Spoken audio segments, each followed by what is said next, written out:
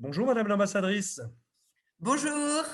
Nous vous recevons pour que vous nous fassiez un petit point exhaustif sur comment voter les élections consulaires, ou plutôt les élections des conseillers des Français de l'étranger approchent à grands pas. Je vous laisse la parole pour nous expliquer comment, d'abord, pour voter, il faut être inscrit sur les listes électorales. Comment fait-on ça? Tout d'abord, merci de me donner cette occasion d'échange avec vos auditeurs et vos auditrices. C'est toujours un plaisir. Oui, effectivement, on se rapproche du jour de l'élection des conseillers consulaires, ou plutôt des conseillers, comme vous le dites bien, puisque leur nom a changé, des conseillers des Français de l'étranger, et donc en l'espèce des conseillers des Français du Portugal, puisque cette élection aura lieu de manière physique le dimanche 30 mai. Je rappelle en deux mots, mais j'imagine que tous vos auditeurs s'en souviennent ou le savent, le rôle des conseillers des Français de l'étranger. Il est triple. D'abord, ce sont les élus de proximité. Donc, ce sont des gens des hommes et des femmes qui représentent les Français établis ici au Portugal et qui représentent ces Français auprès de l'ambassade et du consulat. C'est également des gens qui sont consultés sur de nombreux sujets de la vie des Français au Portugal. Ils sont consultés sur des sujets tels que les bourses scolaires, la formation professionnelle, l'emploi, les aides apportées aux associations, et donc de nombreux sujets, de quasiment tous les sujets impliquant l'aide aux Français les concernent, et ils sont consultés dans des instances formelles et en lien avec l'ambassade. Et puis le troisième volet de leur mission, ils participent à l'élection des sénateurs des Français de l'étranger aux élections sénatoriales. Ce sont des grands électeurs. Pardon. Ce sont de Donc, grands électeurs. effectivement, ce sera une élection importante puisque ces élections ont lieu tous les 6 ans. Comme vous le savez, à cause de la pandémie, ça aurait dû avoir lieu l'année dernière. Ça a été reporté en ce mois de mai, ce qui veut dire que pour la prochaine mandature, si l'on peut dire, elle ne sera que de 5 ans, puisqu'il y a 1 an qui a déjà été utilisé, si on peut dire. Donc, effectivement, c'est le moment important de la vie démocratique à l'étranger. Et la communication sur ces élections a été particulièrement soignée par les autorités françaises. Tous les Français inscrits sur la liste électorale et sur le registre ont reçu une lettre du président de la République pour rappeler cette échéance. Ils ont reçu un courriel du ministre des Affaires étrangères, Jean-Yves Le Drian, et puis une information extrêmement exhaustive dans le courriel ou la lettre de convocation à ces élections. Et donc, il y a eu de la part du ministère des Affaires étrangères, et c'est une volonté politique tout à fait claire, une pédagogie et une information maximale, en tout cas importante, pour inciter les gens à voter et à exercer ce droit démocratique. Bon, il faut préciser qu'en général, le taux de participation est faible à cette élection, est trop faible.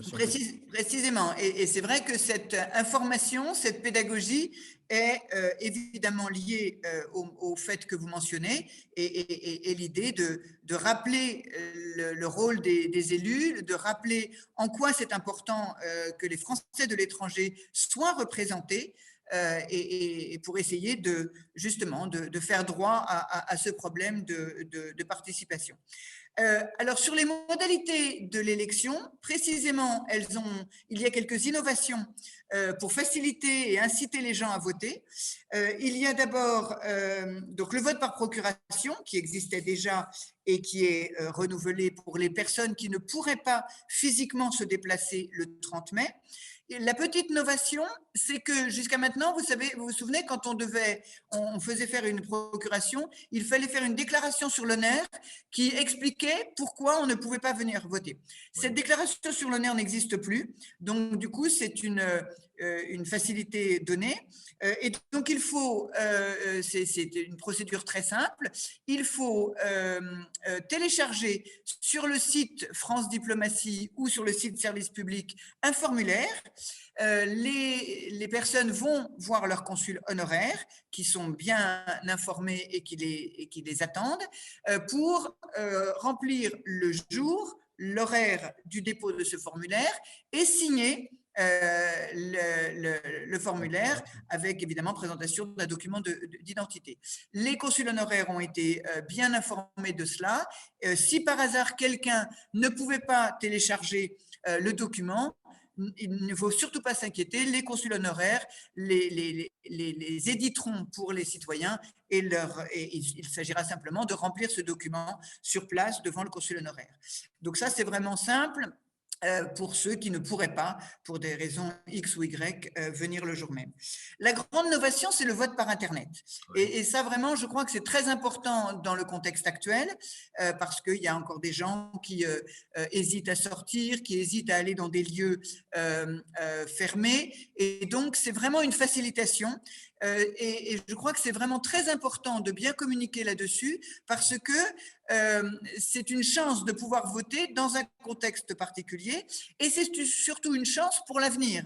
C'est évident que l'idée, c'est que le vote par Internet soit développé pour les élections futures et donc là, on a un test grandeur nature important. Sachez qu'il a été expérimenté par des tests l'an dernier qui se sont révélés probants et il est donc assez simple à effectuer. Il aura lieu avant l'élection en physique, évidemment, entre le 21 et le 26 mai. Pour cela, il suffit de s'inscrire, d'être inscrit sur la liste électorale et le registre. Et donc là, il y a une chose importante, c'est que la date limite pour s'inscrire sur le registre et la liste électorale est ce vendredi 23 avril. C'est la date limite. Après cette date, on ne peut plus s'inscrire. Et l'inscription se fait avec une adresse mail et un numéro de téléphone portable. Et ainsi, tous les inscrits sur la liste recevront un SMS et un mail pour les inciter à voter, pour les inviter, s'ils le veulent, à voter par Internet sur la plateforme France Diplomatie. C'est tout à fait simple et simplement, il faut voter dans cette période de temps entre le 21 et le 26 avril. Une précision importante, si quelqu'un, ça vaut pour la procuration ou le vote Internet. Si finalement, vous avez la possibilité de venir sur place le 30 et que vous avez quand même rempli une procuration, vous pouvez toujours venir voter le 30, même si vous avez fait cette procuration, ce qui suppose que quelqu'un n'a pas voté pour vous, évidemment. Oui. Et pareil pour le vote Internet. Imaginons qu'à la dernière minute, vous ayez un remords et que vous souhaitez aller au bureau de vote. Vous pouvez toujours le faire. Si vous aviez plutôt l'idée de voter par Internet, mais que vous ne l'avez pas fait. Donc, il y a toujours, ça n'est pas exclusif, l'un et l'autre sont possibles.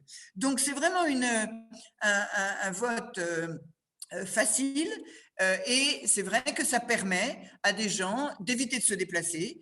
Le Portugal n'est pas un très grand pays, mais quand même, je sais que le fait de se déplacer pour certains qui sont en zone plus rurale peut être une difficulté. Et surtout, la situation sanitaire d'aujourd'hui, même si on est heureux de voir qu'au Portugal, les choses vont plutôt bien, mais psychologiquement, on peut comprendre que des gens n'ont pas envie d'être dans un lieu fermé, entouré d'autres personnes. Et donc, vraiment, le vote par Internet est une occasion idéale à saisir. Et la troisième modalité, c'est la modalité classique de vote sur place.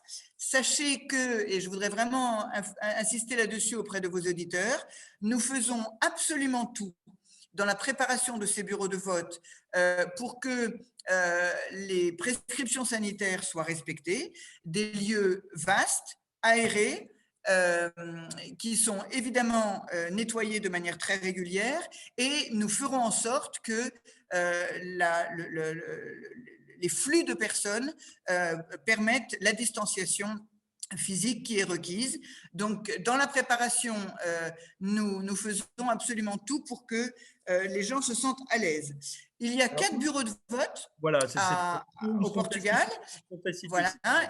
Il y en a 2 à Lisbonne, à l'ambassade, dans 2 lieux différents, bien distincts et bien éloignés, avec des circulations qui seront faciles, la circulation étant en partie dehors dans la cour intérieure.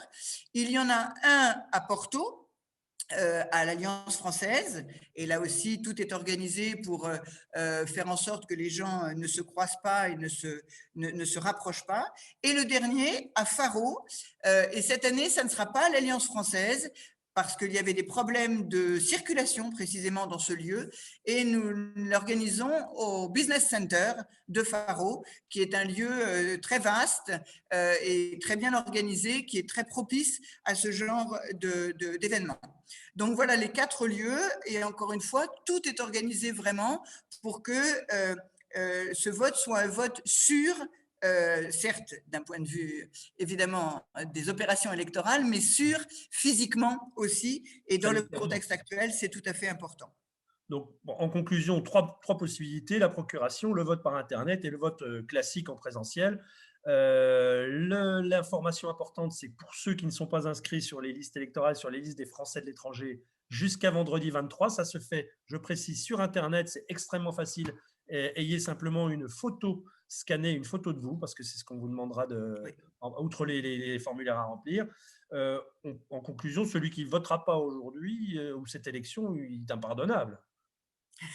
En tout cas, tout est fait pour faciliter et inciter les gens à exercer ce droit. Et c'est important parce que, encore une fois, c'est tous les 6 ans. Et donc, effectivement, il ne faut pas manquer l'occasion. C'est tout à fait ça. Eh bien, merci beaucoup, Madame l'ambassadrice, pour ces précisions extrêmement applicables et concrètes. Mais je vous en prie, c'est un plaisir, et donc l'ambassade est évidemment à disposition, et toutes les informations que je viens de rappeler sont vraiment très précisément inscrites sur le site de l'ambassade. Elles sont actualisées en temps réel. Dès que nous avons une information venant de Paris, du ministère des Affaires étrangères, nous l'ajoutons, et donc que vos auditeurs n'hésitent pas à aller consulter s'ils ont le moindre doute le site de l'ambassade, qui rien n'est jamais parfait, mais qui est vraiment très actuel et très mise à jour, très actualisé. Oui, ça, je confirme. Merci beaucoup. Merci beaucoup. La French Radio, Portugal.